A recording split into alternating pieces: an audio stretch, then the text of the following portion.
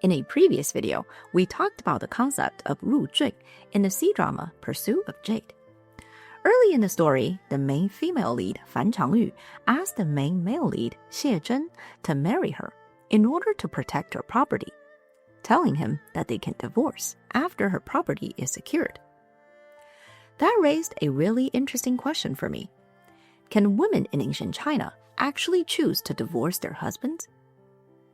Now, the C-drama Pursuit of Jade is set in a fictional world, but it is heavily based on the Song Dynasty. And in the Song Dynasty, the answer is yes. A woman can definitely divorce her husband. Hi everyone, I'm Amy. Today, let's look at how divorce worked in the Song Dynasty and what it meant. How different is it from how it might work for us today? Let's start with the actual structure of how divorce could work in the Song Dynasty. Basically, there were 3 ways to divorce. The first was 休妻, the repudiation of the wife, which was divorce initiated by the husband. This was actually a pretty simple process. Basically, the husband would write a divorce letter that declared that he was divorcing his wife, and the reason why. He would sign it, and then he would give it to his wife. And that's it. They were divorced. This might seem really one-sided and unfair, but there were certain protections in place to make sure that a husband couldn't just divorce whenever he wanted. In order to divorce, there were 7 specific conditions under which a husband could legally dismiss his wife, known as 妻出, the 7 outs. They included failing to produce a son, adultery, disrespect toward his parents, theft, jealousy, suffering from a serious illness, and talking too much. Now, I'm sure we all know someone that really does talk too much. But personally, I thought it was kind of silly for this to be explicitly listed as one of the legal grounds for divorce. Interestingly, the talking too much in this case isn't really talking too much to the husband. Instead, it is more like gossip. So in a traditional Chinese household, a married couple usually didn't just live by themselves. Instead, they often had to live with the husband's parents, and maybe even the husband's brothers, their wives and cousins. This meant that if the wife gossiped about her mother-in-law to the neighbors, or sowed seeds of rivalry between the brothers, she could quickly become the source of family discord. So this rule was meant as a caution that the wife's words could harm the harmony of the family. But while it may sound silly that a man could divorce his wife for talking too much, it was difficult to prove in practice, because the husband would have had to show that his wife's words directly caused a specific and major conflict. As protection against the 7 outs, the law also provided the 3 exceptions, which protected a wife from being divorced under 3 situations. First, she could not be divorced if she had completed the full 3-year mourning period for her husband's parents. Second, if her own parents' home no longer existed for her to return to. Lastly, if the family had been poor when they married, but has since become rich together. The third exception was a recognition that wealth built during the marriage couldn't be used as a reason to discard her. If the husband did not provide an acceptable reason for the divorce, or violated the 3 exceptions, the wife and her family could then go to court in order to challenge the divorce, where the case would then be reviewed by a magistrate. And if the magistrate sided with the wife, the divorce could be voided entirely. The second kind of divorce is what was probably more common, 和离, or the mutual consent divorce. This is the kind of divorce that the main character of Pursuit of Jade was proposing to her husband. Basically, 和离 was a peaceful divorce where both the husband and the wife agreed to divorce. If a husband and wife could no longer live in harmony, or if they simply didn't want to be together anymore, they can draw up an agreement to part ways.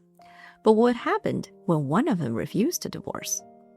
At that point, it would no longer be a mutual divorce and could instead lead to a court-enforced divorce. The person seeking a divorce would go to court and petition for the divorce. And depending on the evidence and reason, the court could force a divorce even if one side did not agree. There were many reasons that could be considered acceptable. Some examples could be if a man had married her specifically to trick her out of her wealth, and then disappeared or refused to provide for her. If a husband had been gone for an extended period of time without sending money or any word at all. If the husband had misrepresented himself during the formal marriage negotiation, such as regarding his identity, his family background, or his legal status. In the end, if the court sided with the wife's petition, then the court could approve the divorce without the husband's permission. That brings us to the third kind of divorce, 议决, or compulsory divorce. This was not a choice either party made. It was a divorce imposed by the state. 议决 was triggered when serious crimes or moral offenses had destroyed the foundation and relationship of the marriage. It could involve the husband or his family committing serious violence against the wife's family, or vice versa. When that happened, the government stepped in and mandated the dissolution of the marriage. So now we know how a divorce could happen in the Song Dynasty. But there is another question that is just as important. When a woman leaves a marriage, what did she actually take with her? In the Song Dynasty, the property of a woman who left her husband was usually protected by the concept of lianchan. This was a wife's dowry, the assets she brought into the marriage from her natal family. This could include land, houses, cash, textiles, jewelry, and even servants. Basically, anything her natal family sent with her into the marriage. In principle, it remained legally tied to her, documented and protected. Before the wedding, every single item of the lianchan was formally recorded. We can kind of think of it as a prenup agreement. So when a divorce or inheritance dispute came up, there was at least a written baseline for what belonged to whom, even if people still fought over it. If a husband wanted to invoke the 7 outs and dismiss his wife, he was supposed to return her entire lianchan. In other words, if his wife's dowry included half of the family's farmable land, dismissing her meant sending all of that back to her side. On paper, that made using the 7 outs a very expensive decision. In a compulsory divorce, the handling of lianchan followed the fault of the case. If serious criminal conduct was found on the husband's side of the family, officials were more likely to defend the wife's claim to her dowry. But if the criminal conduct was on the wife's side of the family, then her claim to the lianchan could be restricted or forfeited. Basically, the court would favor the side that was determined to be the victim. In a mutual consent divorce, the outcome was technically negotiable. Some wives chose to leave a portion of their lianchan behind just to get the husband to sign the paper quickly and avoid a drawn-out conflict, or because their in-laws had physical control of the property. But in principle, the law treated the entire dowry as hers, and she was entitled to take all of it. But what about everything the couple accumulated during the marriage itself? Unfortunately, that was a different story. In most cases, property gained after the marriage was treated as part of the husband's household, not as jointly owned in the modern sense. So while a woman could walk away with her dowry, the wealth built during the marriage did not necessarily follow her. This creates an important distinction. The law protected what she brought in, but not always what she helped build. So what happened after the divorce? The first practical question was simple. Where does she go? In most cases, a divorced woman in the Song Dynasty returned to her natal family, her parents' household. Unlike in later time periods, remarriage was still possible. There was some social pressure, especially among noble families, but it was not a strict taboo. In fact, remarriage was often expected, especially for younger women. A woman without a husband had limited economic and social independence, so returning to her natal family was often a temporary step rather than a permanent one. And in many cases, it also depended on if a woman needed to remarry or not. For a wealthier woman who controlled enough wealth and property on her own, she could return to her family and take care of herself off of what she owned. But for a poorer woman, she might need to try to remarry quickly, simply because she could not afford not to. As we move through the Song Dynasty, there would gradually be heavier social pressure to not remarry, even for widows. But for the most part, remarriage was still common and accepted.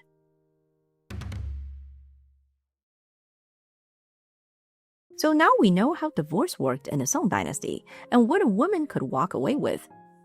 But not every divorce was a choice. Sometimes the marriage itself could have been perfect, but they were forced to divorce anyway.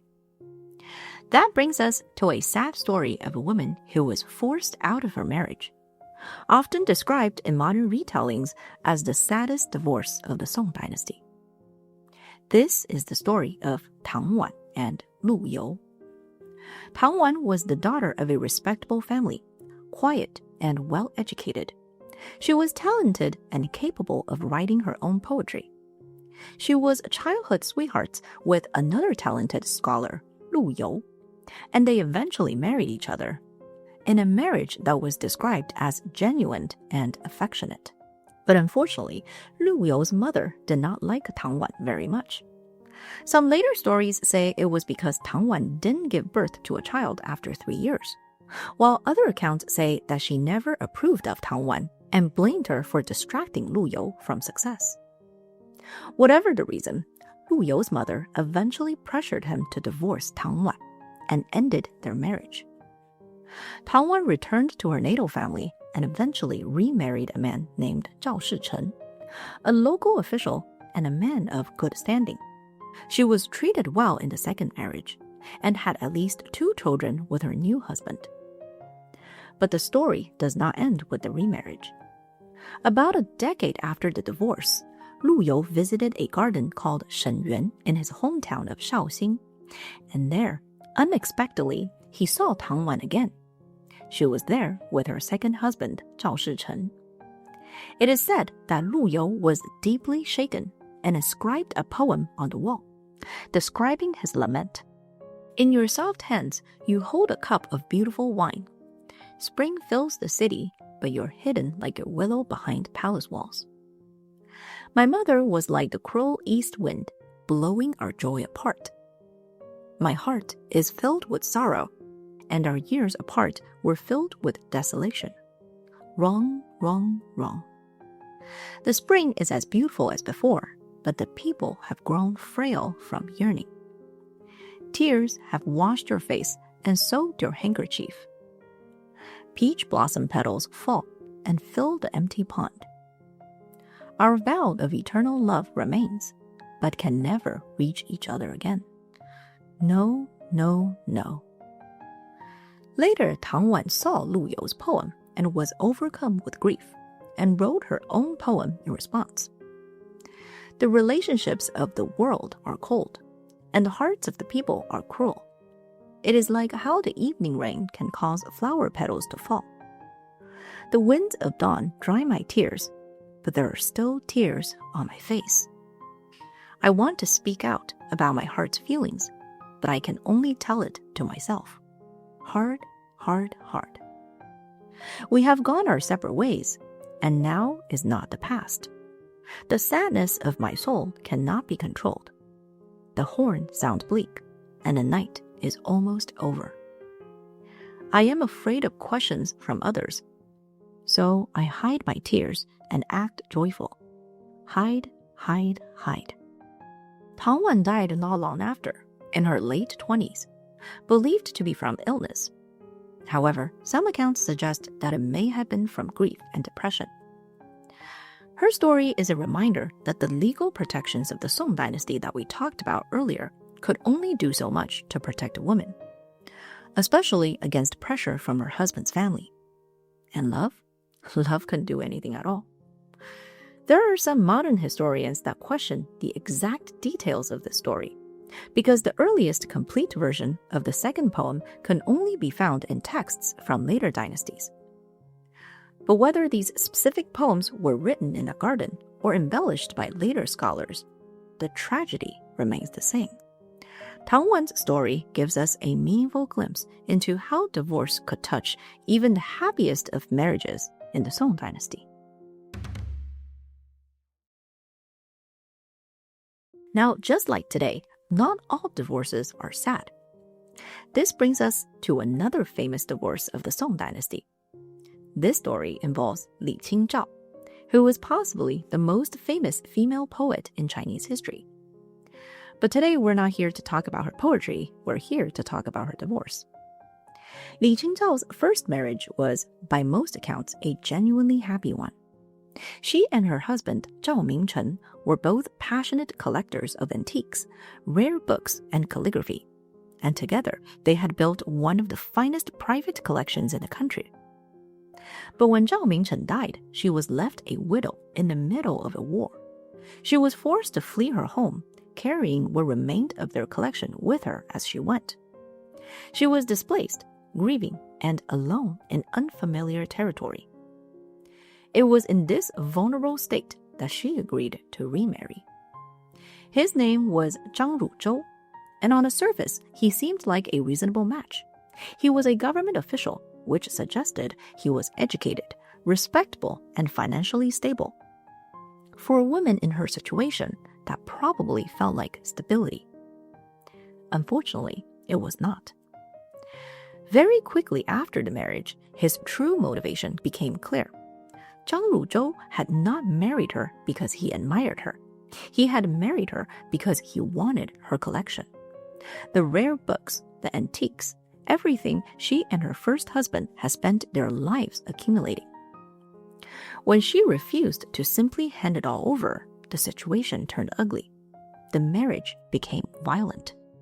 At this point, Li Qingzhao had a problem. She wanted out of the marriage, but a mutual consent divorce was never going to happen. Zhang Ruzhou had no incentive to agree to a peaceful separation. As long as they were married, he had a legal claim to be in her life and closer to her assets. He was not going to sign anything willingly. So, according to later accounts, she decided to challenge Zhang Ruzhou in court. She discovered that Zhang Ruzhou was guilty of serious wrongdoing connected to his government position, and took the risk of bringing her own husband before the authorities. But under the logic of the time, if a wife reported her own husband for a crime, the law treated it as a form of betrayal against the household. It did not matter how valid the accusation was, or how guilty he actually was. She would also be required to serve a prison sentence simply for being the one to file the complaint. And that was exactly what happened. Some later accounts say she was given a heavy sentence on paper, but thanks to her connections in literary and official circles, ended up serving only a short time before being released. One popular story says her 3-year sentence was reduced to just 9 days. Zhang Ruzhou was convicted, dismissed from his position, and disgraced.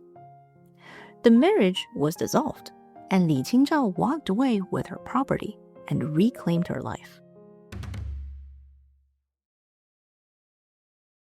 So far, we have been talking about how divorce worked for ordinary people in the Song Dynasty. But what about the imperial family? Did the same rules apply to them? The short answer is not really. Let's start at the top. For the emperor himself, the concept of divorce, as we have been discussing it, simply did not exist. Instead, if he wanted to get rid of his empress, he would basically need to depose her.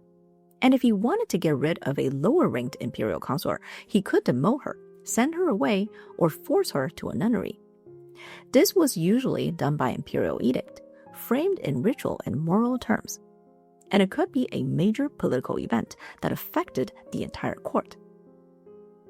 The most famous example of this in the Song Dynasty involved Emperor Renzong and Empress Guo.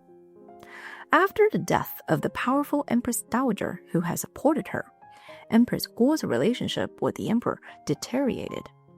In one incident, she was arguing with 2 of the emperor's favorite consorts, and when she tried to strike one of them, the consort dodged, and Empress Guo accidentally hit the emperor instead. Emperor Renzong used this as an excuse to depose her, citing violence and the fact that she had not produced a son. The court officials did not like that at all, and argued that deposing an empress for essentially personal reasons undermined the dignity and stability of the entire empire. But it didn't matter. and Empress Guo was deposed. Although the emperor did later restore her title after her death. On the other hand, an empress or an imperial consort could not initiate a divorce with an emperor at all. In rare cases, she could petition to become a nun as a way out of her marriage. But for the most part, imperial consorts were stuck in their relationship with the emperor.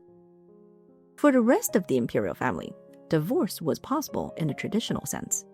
But instead of going through a court, it would need to be approved by the imperial family and the emperor himself. Most marriages in the imperial family carried important political weight, and personal feelings were typically not relevant to the stakes. The marriages of imperial princesses, in particular, were often used to build alliances with powerful families and even neighboring countries, and were especially difficult to get out of.